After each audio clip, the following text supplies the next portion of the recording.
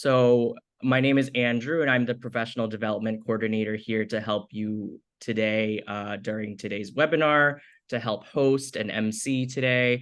So whether you are here live or asynchronously, we're thrilled to have you here.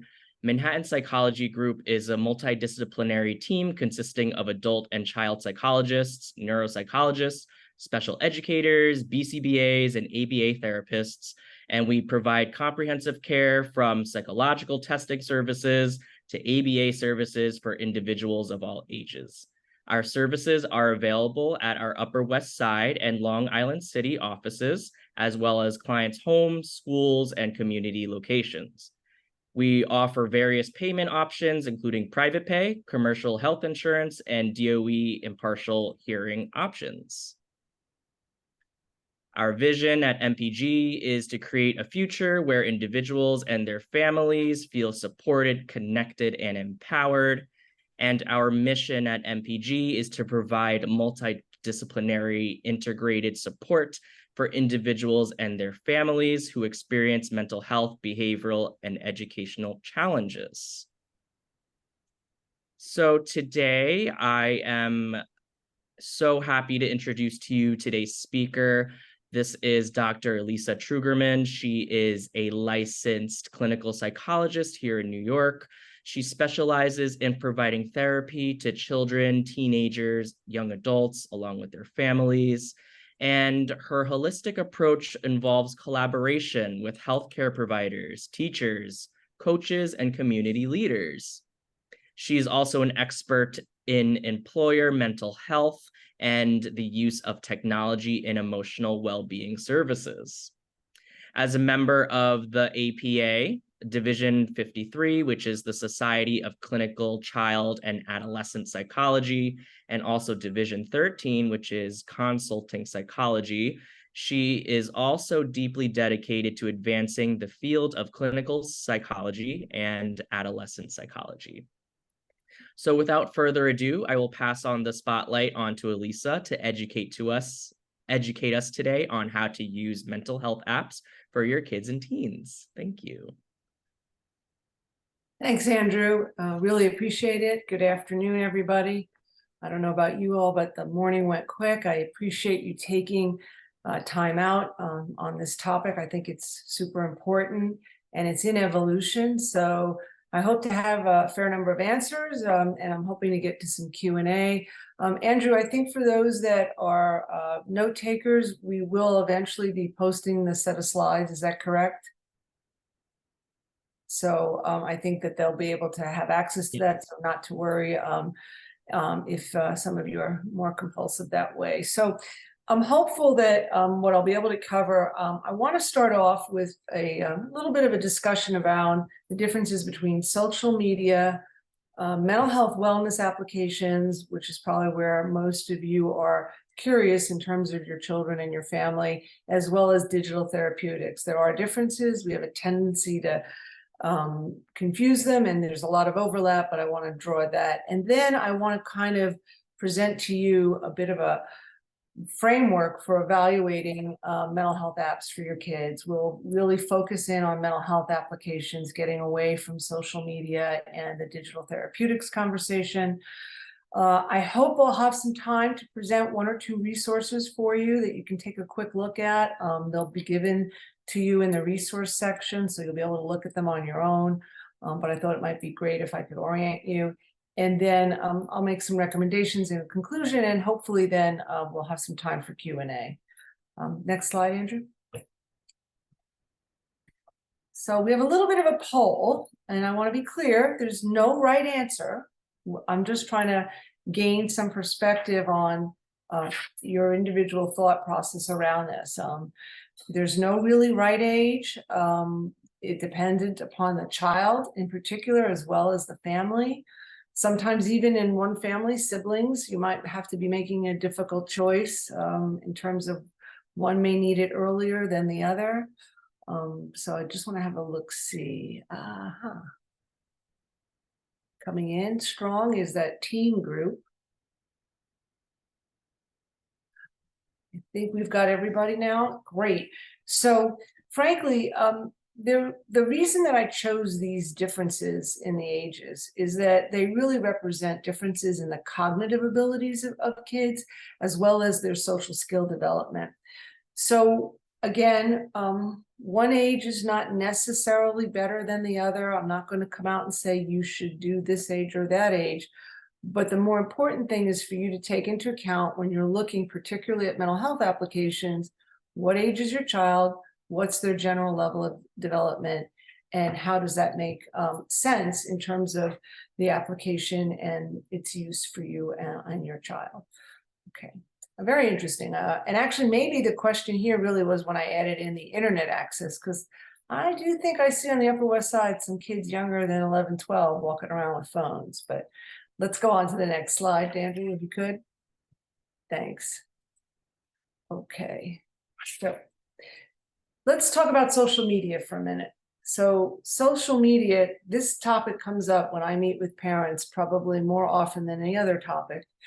And it comes up irrespective of the age of children, their gender, what school they're going to. So I just want to walk through a few things here. It's interesting, but the actual amount of time on social media, the absolute time to that exposure, is not probably associated with adverse mental health outcomes. It appears that the quality of the screen time, the type of social media interactions, are more important than the quantity. However, we do know that excessive use is actually probably not beneficial. Okay, but now how do we define excessive? So excessive, in my opinion, would be anything that interferes with the daily functioning of your child, family, social events, activities, their ability in school. Are they getting caught with their phone and using it when they're not supposed to? And also if they're engaging in their community activities. So we kind of take the same approach that we talk about when we talk about addiction. Does it impair their functioning? And the other key would be, are they not able to control the use even when they set their own self-limit? So I think those are the key things you want to look at. The type of social media and its impact on the brain really remains an unresolved research issue. And yet at the same time, we do know that social media is at risk for creating stigma and even cyberbullying and a variety of other host of things that are absolutely negative in terms of child development.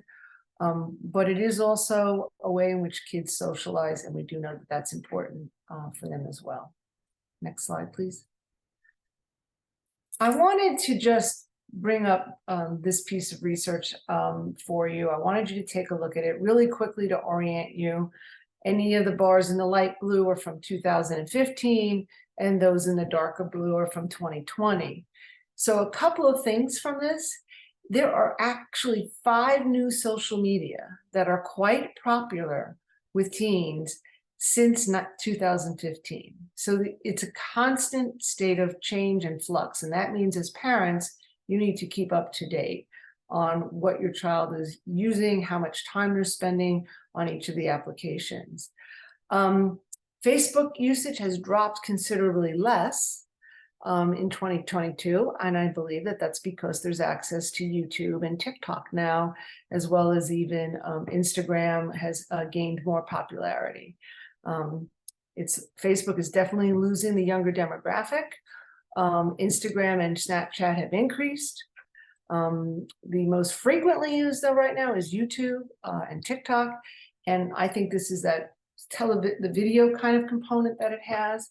Instagram tends to be more in use for when they're trying to maybe market a product or something along those lines. So this is more important to recommend to you that you think about the constant change and staying up to date, and that the video preferences are definitely apparent with teens. Next slide, please.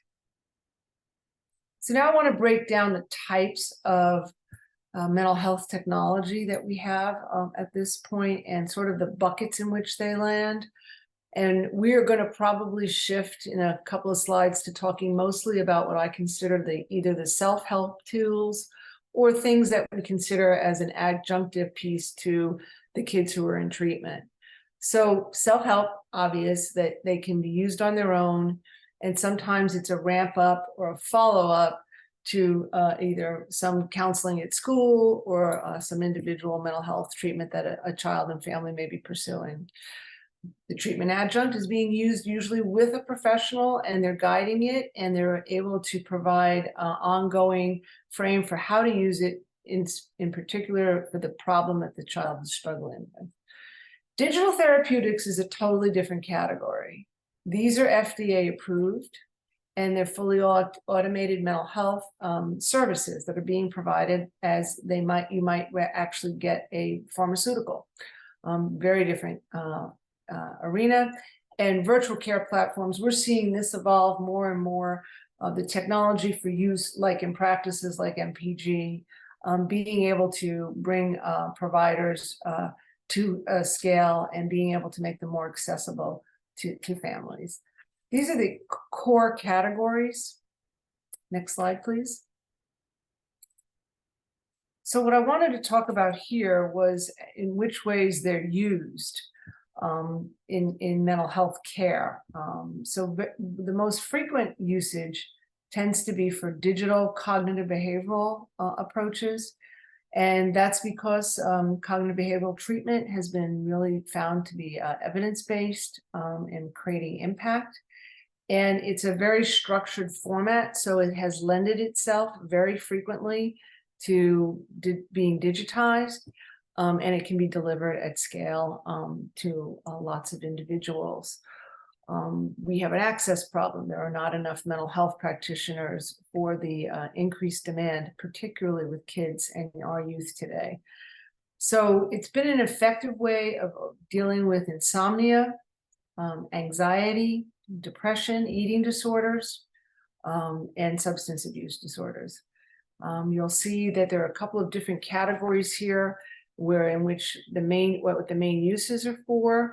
We're starting to see smartphone and AI data in and of itself be created as a feedback tool to clinicians about how folks are doing and how to potentially use that in terms of delivery of clinical services as needed.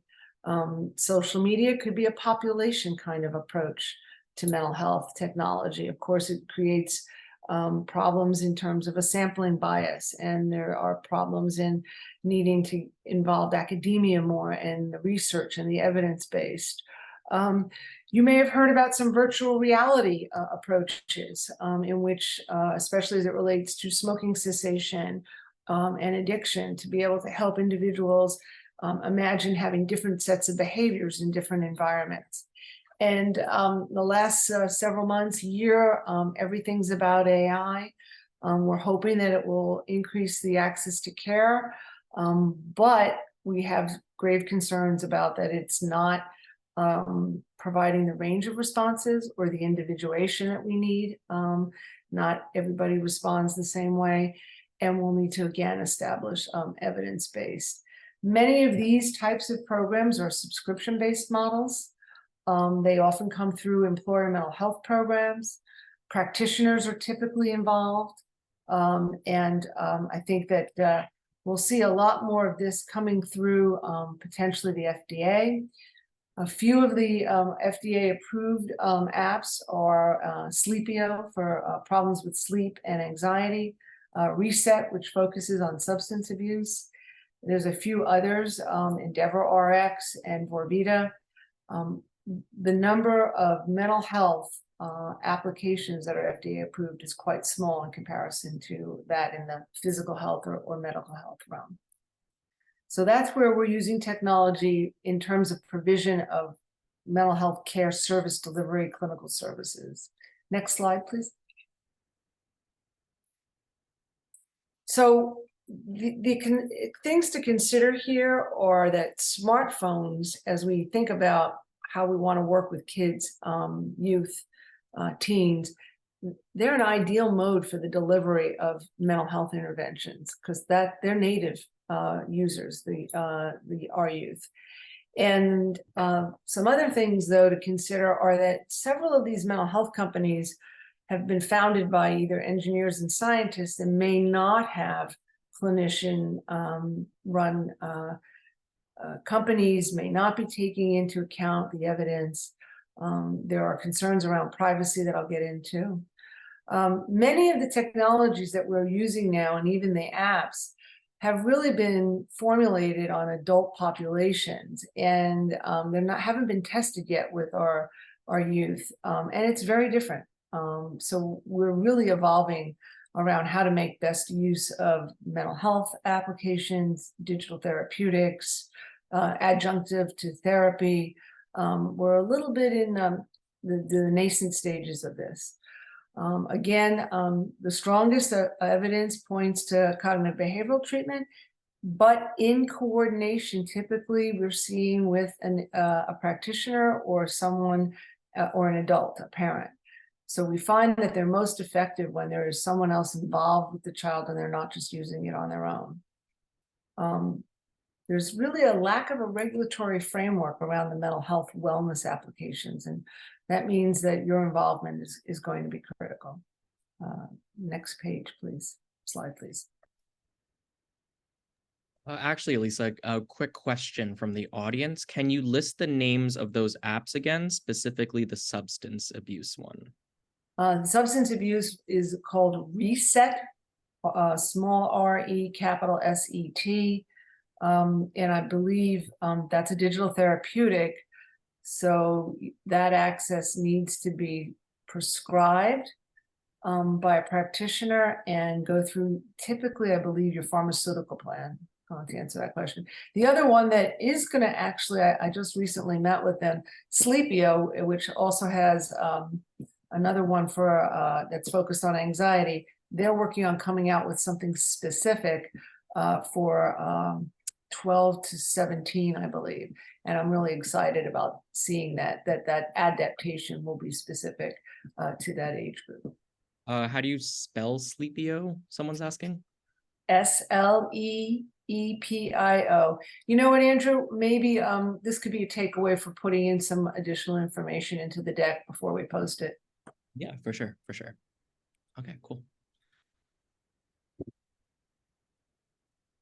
So we have another polling question. I wanted to get a sense as to how many of you are engaged in using a mental health wellness type of app. You can be broad in this, and it could be for you and or your child.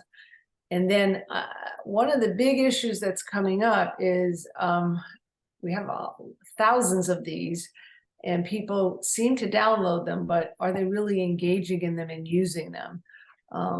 So, because we know the effectiveness is very much driven by how frequently they're being used in the follow-up. So we got an even split here. Well, no, changing. People are pondering the question. Let's wait till we get some completion. Thanks, Andrew. Appreciate it. Can take a sip.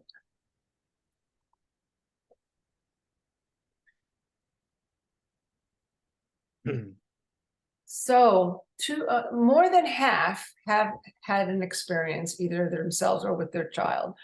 Some not at all. But a large proportion of you are not using it with any real frequency. You're either not using it at all, or maybe that's the group that has never used it. That's a possibility. I thought we framed it if yes. So 36 of 36. 36 of 46. I think, though, either way, here you are as a group, and we see the same data that we keep seeing. People download them, but they don't engage in them. Why am I bringing this up? It's important for you when you start to evaluate these things. You'll probably see a lot of information. I've been downloaded 892 times, 7,402. Well, downloads don't mean a lot. You want to focus on the feedback, whether it be from clinicians and or the research for ongoing users, folks that are engaging in it probably at least weekly. Some of these apps require more of that to be effective. So keep that in mind as you start to evaluate some of the apps that you might be considering. Interesting, right? Okay, next slide, Andrew.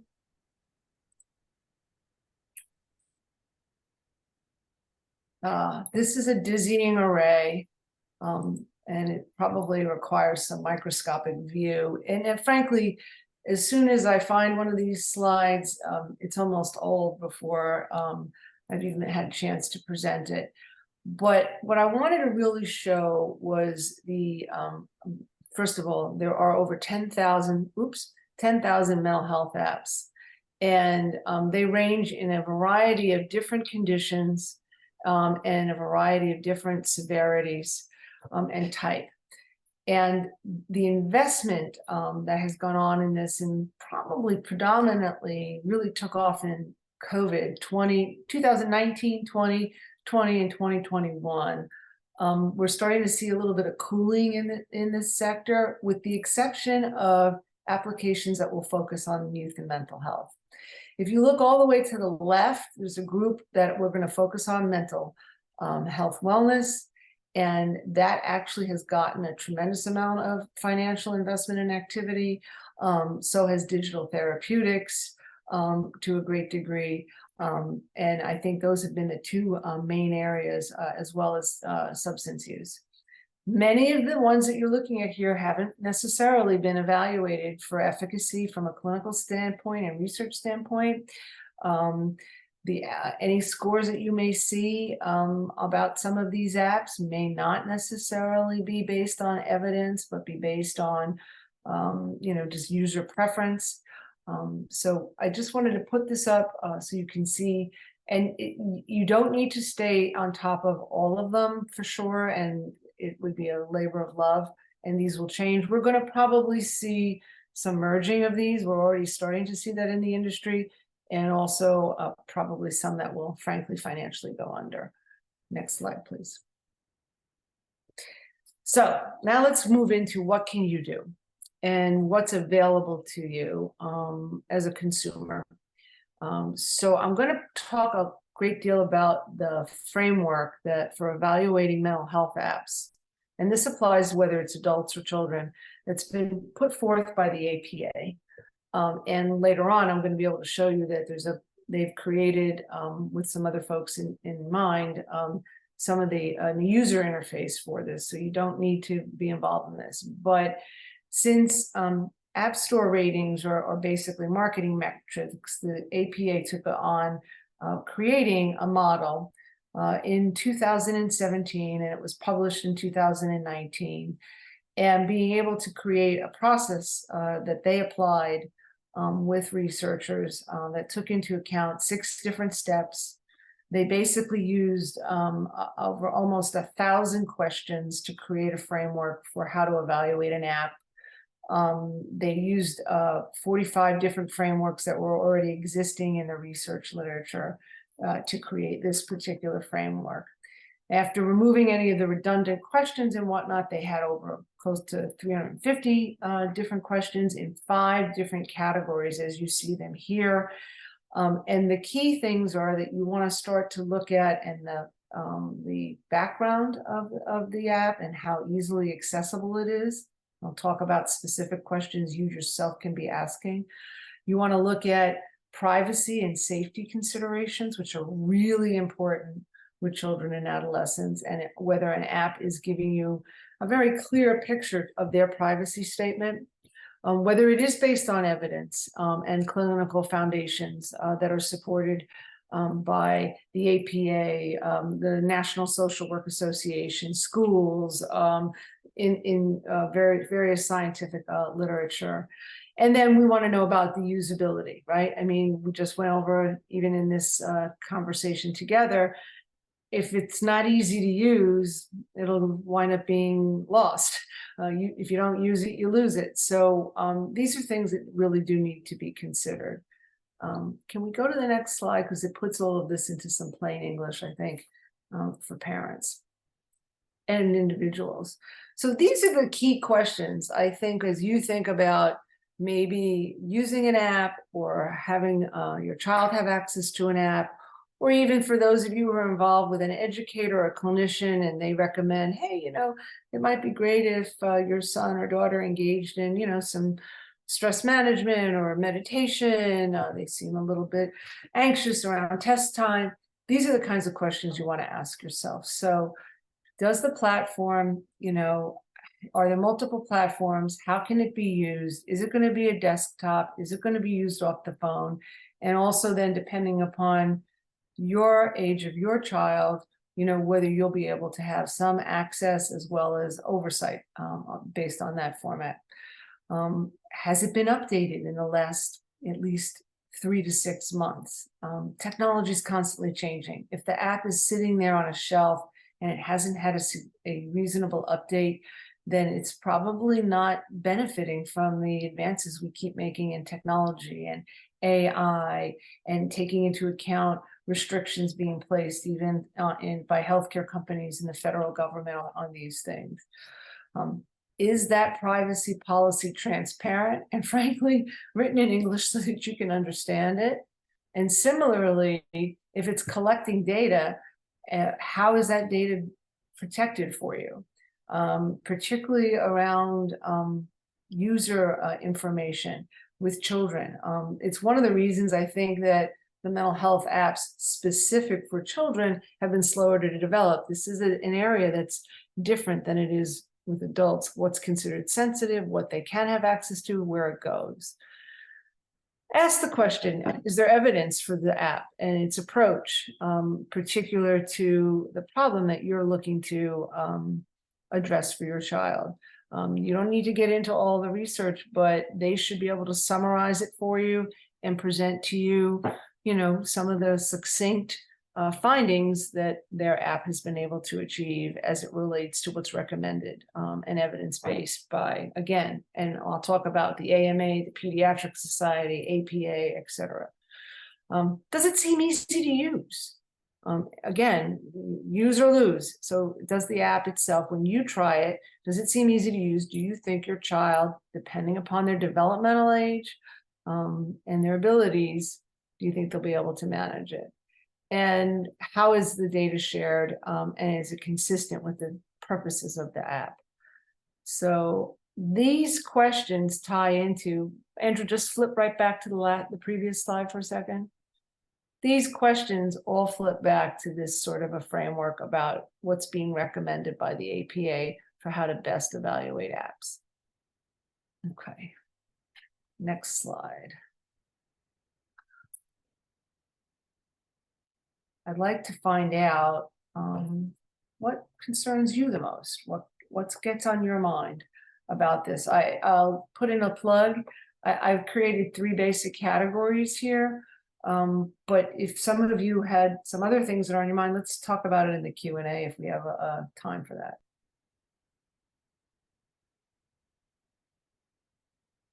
Okay.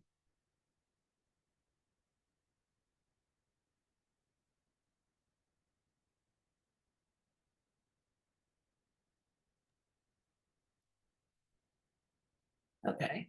So a split between how effective is it, or is it really effective might be the question, and then the privacy concerns. And I'm really not surprised that privacy is quite high.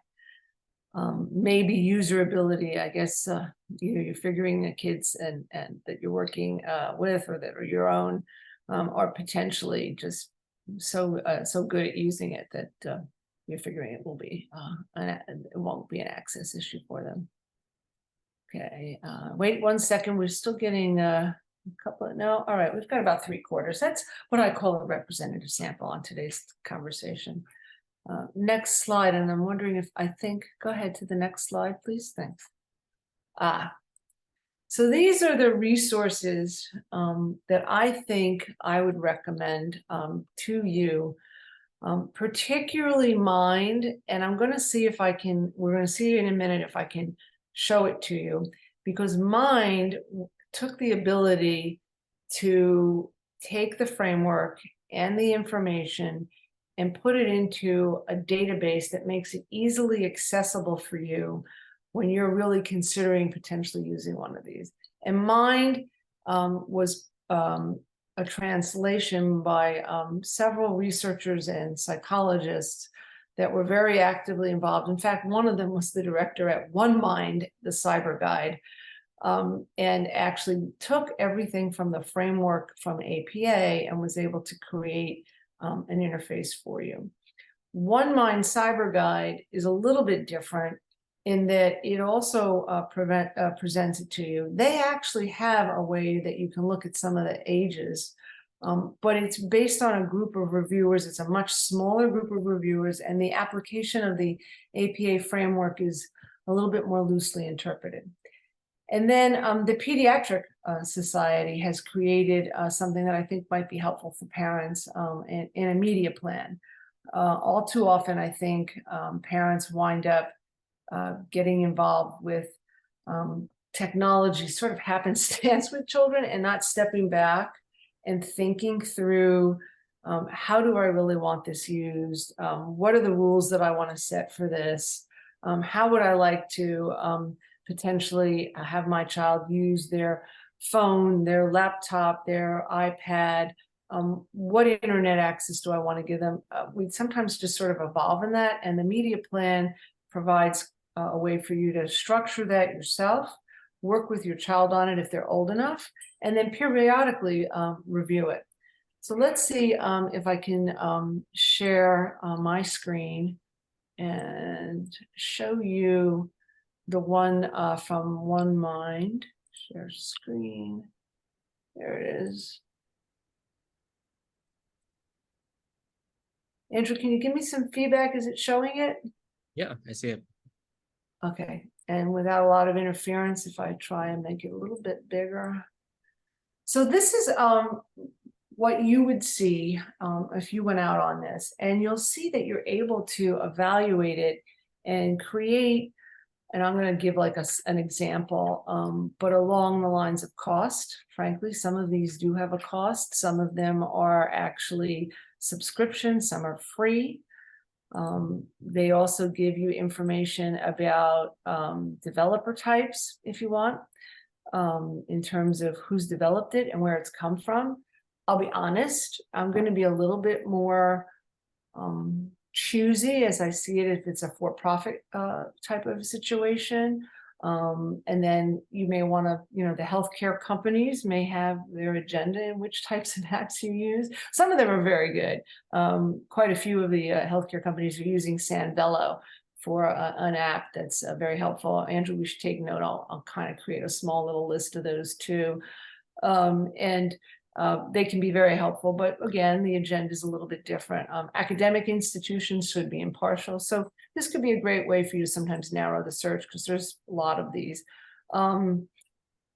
This gets into what it does claim, what it doesn't claim. One of the first rules of thumb in anything that we do as clinicians is to make sure that it can't cause any harm. Forget whether it's effective. You want to make sure that it can't cause harm. And then these can give you some of the information around what it claims. There's a variety of features. So I'm going to actually pick one of these, I think. And let's try mindfulness. And you'll see right away, it starts to create a subset of which apps have mindfulness in it. Now, here's the thing.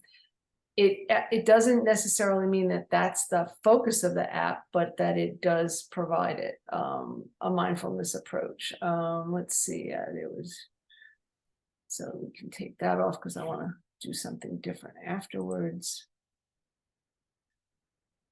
The variety of inputs and outputs, this I don't think is all that important for you, the way in which the information comes in, unless you have some limitations. Additionally, how you can create the information to get to someone like a coach or a clinician, any kind of tracking that you want to do. Privacy, this is a big one.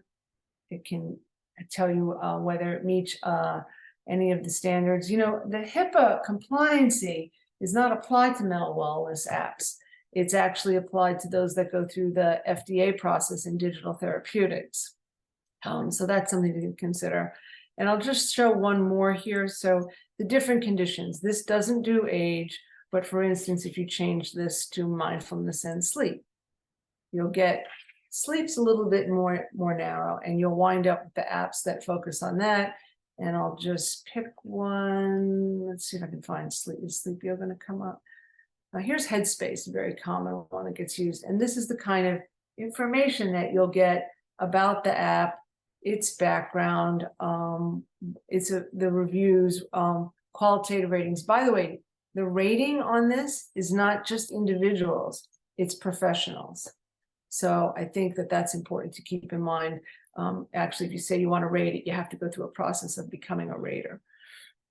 So just a good example there. Let me see if I can get to the other thing. So this is one of the ones, the One Mind Cyber app, which we're running low on time already, is similar in nature. It does allow you to choose by age and youth, but as I said, its application, those that built it, doesn't stick as close to the APA, so I tend to rely on the professional associations and the literature mostly. So that's why we're going to show this one. Let me stop sharing here.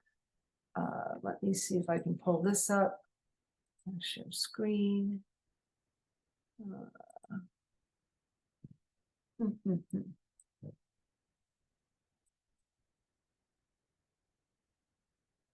Yeah, oh, there it is. It's second. Tell you what, I'm gonna go with it. Andrew, can you see the media app? I see that you see more. You also see the applicate there. What? Hello? Yeah, I see it. So this is the family media plan, which is put out by the American Academy of Pediatrics. Can you just make your screen a little bigger though? Say again? Make the window big. I see your whole desktop. Yeah. There you go. So this is from the American Academy of Pediatrics. It allows you to think through a variety of the priorities and how you can use it, and creating it and updating it, and how to best actually put it into action and use it. I think this could be something for, if you can, to get ahead of things, to do this as you think about. Most of you picked a certain time frame when you would make a phone available, whether that be the 10, 12, 13 plus. Maybe when children are starting to approach that age, 8 or 9, you sit down and start to create a plan that addresses some of these issues. So I'm mindful of time, so I'm going to stop that share. Andrew, you want to take over? I want to try and get to 2 quick slides if we can, and then maybe we'll open it up for Q&A. So if we can get to, there we go. This one? Yep, I'm gonna go. This was what came up when I know everybody's talking about AI and using ChatGPT. These are the apps that came up when I put in for what apps are recommended, what apps can be recommended for mental health wellness for children and adolescents. Depending also about how you create the question, this list can change. ChatGPT is going to bring up things probably more often based on frequency rather than necessarily the quality. In this list, I know of 3 of them: Calm, Headspace, and Robot. The others are less familiar to me. I have heard about the Breathe, Think, and Do with Sesame as well. If it were me, I would potentially use chat to come up with, whether I put in mental health for children, mental health for sleep difficulties with children, whatever it came up with. And then I would probably use that list and then start to take a look at those specific apps based on the APA framework in mind.org or One Cyber Mind. So I think that would, be beneficial for you as a way to go, or start with those resources that we're giving you and then go back to ChatGPT if you need to expand it or you want to see more that aren't coming up necessarily, because the one from mind.org doesn't do children and adolescents and maybe cross-reference. I know this is a lot of work, but it might be helpful to you. And as you get more familiar, it should come easier. Next slide. All right, so just to wrap up a little bit, I've said it enough. Technology is here to stay, and it's something that we should take good advantage of and use. I think I personally see a lot of these sorts of apps as a great tool if you can use them on a frequent and regular basis. And if you can find those that protect your privacy, have evidence base, and are able to be user friendly to you, I think it's great. I mean, because I think you can, the idea is changing behaviors, and changing behavior is often hard, no matter what the behavior is. And the more often that you can be working on that, and let's remember, those of you who may know, cognitive behavioral treatment is based on homeworks. You got to be doing things outside of school and outside of working with a clinician, so that you can do some of the work on your own and it's user friendly.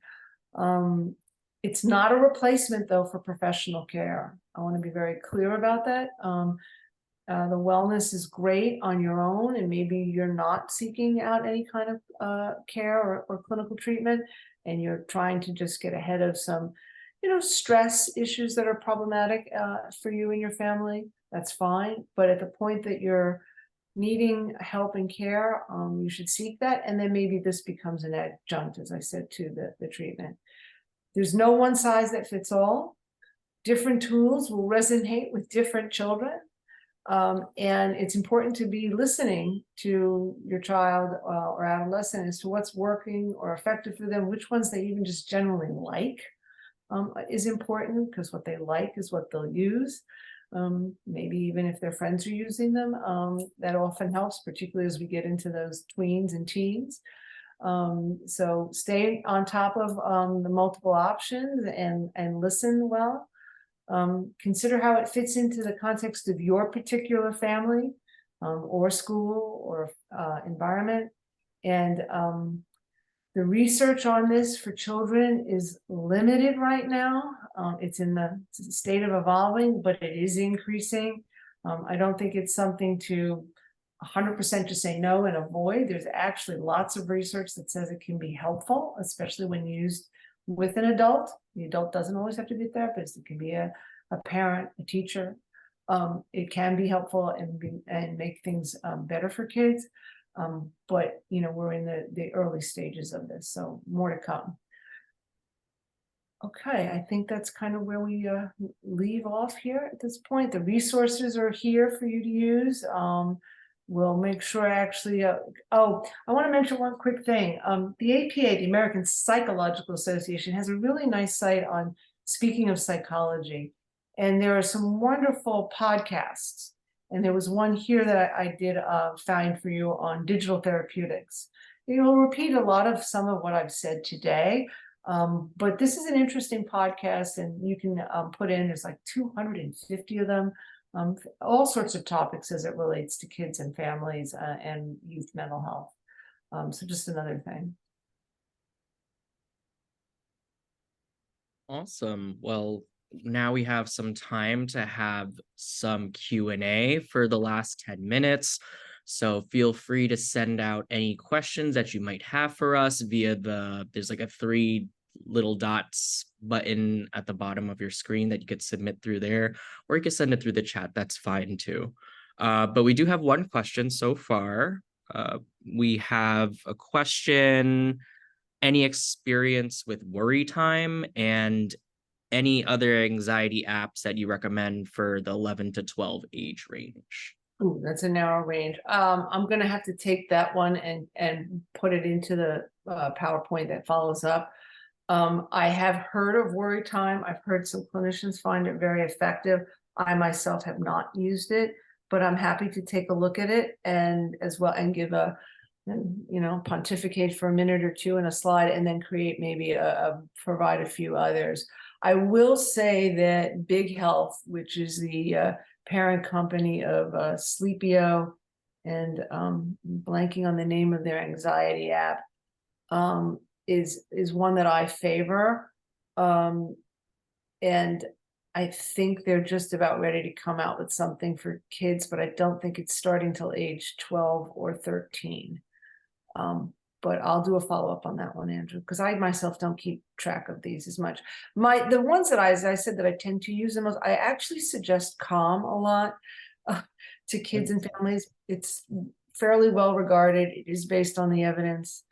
And I do find that it's a very good use for treatment, adjunctive therapies for helping kids with, stress management, having trouble falling asleep, getting them used to the concept of meditation, staying present. A lot of anxiety comes from worry about the future, so that can be helpful. I am a fan of Headspace, partially because they have now merged with a company that is clinician run. And they are bringing something, I think, also to the consumer level for kids shortly, if they haven't already. So I know that even though that came out very early on and is a consumer-driven app, I think the ad of their new parent company, Ginger, which is run by clinicians, has created some quality programming there.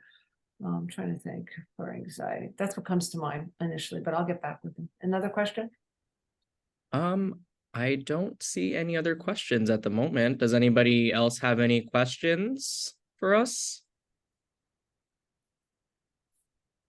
So our follow-up will be to do that. A couple of things that came up to clarify in the slides, and then making sure that they have access to the slides. We'll do that. And if you have questions, is there a way for them to forward them as they think about this? And they kind of, there you go.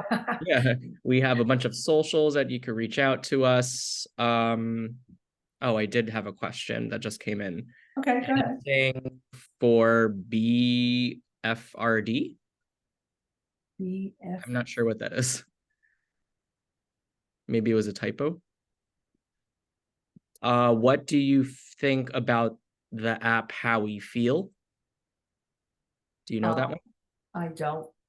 Okay. Do you have a recommendation for a bipolar mood tracker app? No. For bipolar, I just want to clarify the question. Is that for adults or children? Or both? And maybe what I'll do is create one that we can. They said both. And also BFRD stands for body focused repetitive disorders. No, that's a very, very specific question. I'll have to get back with folks if they want to keep coming in. What I will do is I'm loath to make a recommendation for anyone specifically, but I'll look into some of these and provide a few options. And then it will be up to the individual. Any sleep app recommendations for ages 10 to 13? As I said, I really have found that Calm has some sleep provisions. Oh, other than Calm, I'll have to think. Headspace has a good section on sleep as well. I'll have to get back with folks to create a specific list. I thought I had something like that created. Yeah, we can definitely put together a list of apps that everybody might find very helpful, and we could send it out to everybody that attended today. Looking for something more kid focused, they asked about the sleep app. Okay. Kids, okay, so it seems that the biggest age group I'm going to do this then for probably seems to be 10 to 13, or prior to 13, maybe 9 to 12. And then I'll create a list for folks. I was really today trying to help you become aware of the issues and create the ability to use resources wisely to look up ones that you might need.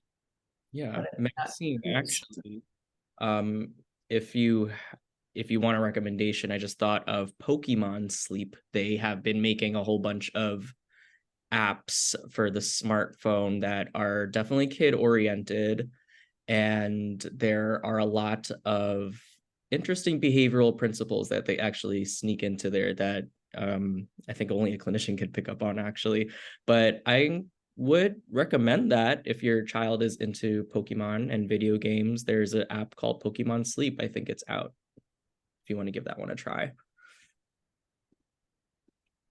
The list, we'll create the list and embed it in the slide deck. I saw a question come through. Yeah. I think you bring out an interesting point, Andrew. There are so many of these, and if part of the problem is getting kids and or adults to use them regularly, finding a hook. I know there's one that we use for some kids with ADHD called Alkali, Akili, and it's really I find that it's more user friendly for boys because it's very active, and some of the video has a variety of kinds of Mario Brother kind of style to it. So I think you bring out a very good point on that. Yeah, I actually just thought of a really great app that I would throw out there also. It's got a really silly name. It's called Goblin Tools. And it's here, I'll show it to you guys right now. It's a little app that you could have on your phone, and you could put a checklist for all kinds of like tasks. In ABA, we call it a task analysis, where it just breaks down a whole bunch of really big tasks into smaller chunks. So you could have your child use their smartphone to check off their tasks that they need to finish. For example, for myself, I have ADHD, and this helps me a lot break down my tasks. For example, when it's time to leave, I have to remind myself, did I take out the garbage? Did I clean up the house, make sure everything is safe for the pets before I leave the house and things like that? Did I get my phone, keys, and wallet? Just some examples. So check out that app. I think you do have, it's not free. It's $3, just a flat $3 fee, but it's been helpful for me so far. I've only had it for a couple of weeks. Goblin Tools. I'll type it in the chat. Yeah, you know what? I'd like to actually also, Andrew, maybe you and I'll take a couple of these and look them up on and give a little brief about what Mind presents. Because I'm reminded that any one app, just like when people sometimes recommend a therapist, it works for that individual or family. It may not work for another. So we have to, again, use some of the data that's out there. Yeah, and this is our very first webinar, MPG, that we're actually talking about apps and smartphone and new technology in general. So we have a whole bunch of other ideas that we plan to teach and educate everybody that attends our webinar. So don't think that this is the only one that we'll have. Right. This was Yeah. an introductory conversation on the topic. I think it seems that folks are looking for some specific tools, so maybe that could be a follow-up that we would even do a discussion on. Yeah. Okay. I think I have one more question from the audience. Some emotional regulation apps for kids and maybe parents, I guess, in general. Do you have any idea off the top of your head? That's a very specific topic in terms of, and you're getting some of the apps that might be appropriate are those that focus on DBT. I think there's one that even has that in its exact title. I would search under DBT and apps. Yeah. I think what we'll do is that we'll work together and we'll make a list. These are all really great questions, and we'd love to share the resources with you. But we need a little bit more time to dive into the research so we could properly recommend you an app, right? Yeah, I think I would see it more as a resource list than recommendation. So yes, we'll put together a small resource list. In fact, actually, I did have a slide that actually addressed anxiety and sleep, social, emotional, and I believe I was also looking at some that related to specifically anxiety. And because the research is still just evolving and starting, it wasn't easy to put together a subset list like that. So you guys are right there with me with, where the state of the art is. But what we can do is probably do a little bit of research on our own on Mind.org and come up with a few that we think that they seem to feel comfortable with. Yeah, for sure. All right. Well, thank you so much, everybody, for joining today. If there are any more questions, do reach out to us. These are our socials. And this is just some additional information. Reach out to us at any time via this email. I'll happily forward it over to Alisa, and we could get more answers for you. Thanks so much for joining. I have everybody's email, that everybody who attended today. And when we get more information that we would like to share with you, I will make sure that you get it as soon as possible. Yes, thank you all. And if any of you who are also clinicians out there, and if it's something you'd like to share your findings with, I'd like to hear about that, especially as it relates to kids. It's just, we don't have enough. Yeah, absolutely. All right. Thank you so much, everybody, for joining. Thanks. Yeah. All right. I'm going to sign off now. Bye, everybody.